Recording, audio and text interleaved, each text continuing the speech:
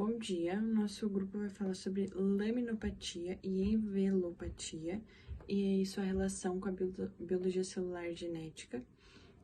O nosso grupo ele é constituído pela Vitória de Souza e Jéssica, do curso de enfermagem, pelo Gabriel Rossi e pelo João Henrique, de educação física, e pela Heloísa, que sou eu, Heloíse, Mariana Fernandes e Carolina, de odontologia.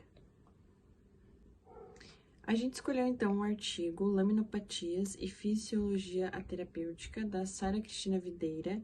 Ela é da Universidade de Coimbra, foi postado em setembro de 2016, esse artigo, e a gente achou muito interessante porque ele falava muita coisa sobre o nosso tema do seminário. Quanto à fisiologia das laminopatias, o núcleo é separado por citoplasma através do envelope nuclear. Esse envelope nuclear é dividido em três: membrana nuclear interna, externa, que são comunicáveis por poros nucleares, e a terceira lâmina. A terceira lâmina ela tem uma rede de filamentos com funções estruturais, de regulação genética, replicação do DNA splicing, do RNA e organização da endocromatina. A divisão das lâminas é feita entre A e C, com capacidade de conservação evolutivo presente nas células somáticas e originadas no splicing alternativo. As lâminas do tipo A, elas são encontradas só em células diferenciadas. Já a lâmina B possui um gene menos frequente, que são encontrados no cromossomo 5. Quanto à maturação, acontece primeiro a prenilação do citoplasma, que seria a adição de moléculas hidrofóbicas. Depois, na membrana do retículo endoplasmático, acontece a primeira clivagem, realizada por divisões mitóticas. E na membrana nuclear acontece a metilação, que seria a substituição do grupo metila. Apenas na lâmina A acontece a segunda clivagem, formando a lâmina nuclear. Meu nome é Heloíse Leones e sou estudante de odontologia. Bom, quanto à definição de laminopatias, são doenças genéticas que sofreram mutações nas proteínas codificadoras da lâmina nuclear. Elas podem ser divididas em primárias e secundárias. As primárias são mutações no gene LMNA, que alteram as funções das lâminas A e C, que também são as mais frequentes, podendo ser novas ou hereditárias, com perda ou com novas funções. Bom, já as secundárias correspondem a mutações nos genes da lâmina B. Os mecanismos patológicos que relacionam a perda da função das lâminas A e C com o surgimento de determinados fenótipos, podemos citar três hipóteses. A primeira é estrutural, uma morte celular devido a um estresse mecânico. A segunda é expressão genética. A terceira, as lâminas não funcionantes que atrapalham a relação do núcleo com a cromatina. Quanto às mutações, aquelas que ocorrem no músculo estriado e nos nervos periféricos, resultam nas regiões mais próximas ao terminal NH2. Já aquelas que ocorrem a lipodistrofia e síndromes de envelhecimento, ocorrem próximas ao terminais COH. Meu nome é Vitória, sou do curso de enfermagem. Eu vou falar sobre envelope nuclear e lâmina nuclear. Bom, a envelope nuclear é formado pela carioteca, cariomembrana e membrana nuclear. Só que esse termo não é muito apropriado, pois ele é composto por duas membranas, bicamada elíptica e proteínas associadas. Elas são interrompidas por poros e esses poros fazem a passagem de macromoléculas, por exemplo, o RNA e a proteína. A face externa da carioteca, em algumas partes, elas fazem comunicação com o retículo endoplasmático e muitas vezes apresenta ribossomos aderivados da sua superfície.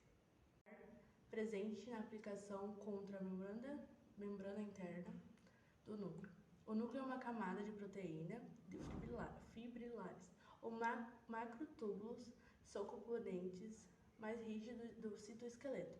A lâmina nuclear confere estabilidade mecânica do envelope nuclear. Distrofia muscular. O termo distrofia muscular ele define um conjunto de mais de 30 doenças musculares de origem hereditária, que caso passa de família para família, e que se caracterizam por causar fraqueza muscular progressiva e degeneração dos músculos esqueléticos. Essas doenças possuem elevada diversidade quanto ao momento do aparecimento dos sintomas, bem como a gravidade e o padrão de músculos afetados. Alguns tipos de distrofia muscular, elas podem ter manifestações no coração também, ou até mesmo em outros órgãos, como no cérebro e no estômago, entre outros. A distrofia muscular, ela também pode ser herdada de três formas. Herança autossômica dominante, que é quando o indivíduo recebe um gene normal e um gene mutado, seja da mãe ou do pai.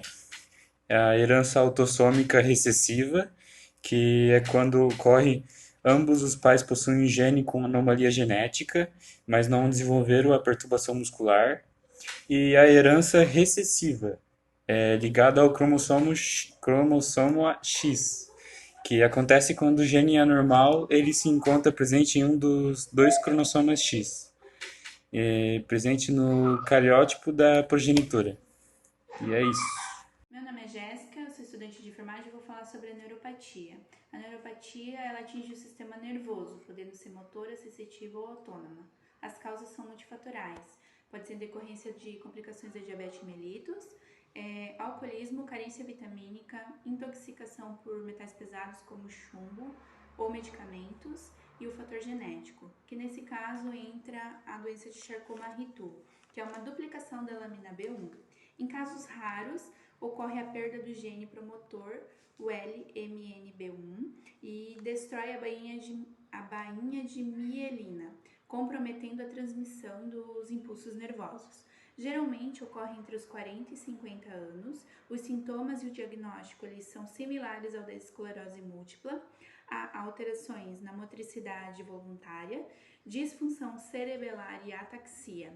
E aí pode ser diagnosticada através da ressonância magnética. Não existe cura, apenas o tratamento, e o exercício físico é o mais recomendado. Bom dia, meu nome é Carolina, faço odontologia e hoje eu vou falar um pouquinho sobre a lipodistrofia. A lipodistrofia é uma anormal distribuição de gordura corporal, presente em pacientes que tendem a desenvolver resistência à insulina, diabetes e alto nível de triglicerídeos. As causas são diversas, entre elas infecciosa, genética, medicamentos antirretrovirais e principalmente a injeção local de insulina para o tratamento de diabetes. O tratamento da doença em si consiste em basicamente alguns medicamentos, consumo de água e uma dieta balanceada. Temos três tipos de lipodistrofia: a congênita, genética e parcial. A congênita é antes ou até o primeiro mês de vida do bebê. A generalizada é quando o corpo inteiro já está tomado pela doença, e a parcial é quando algumas zonas do corpo apresentam a doença.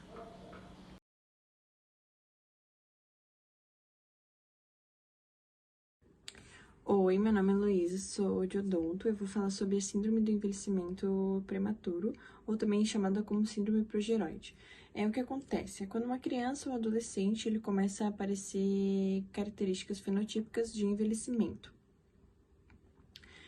Vou falar sobre a síndrome progeroide de Hudson-Gilford, HGPS. É denominada também como progeria infantil ou clássica.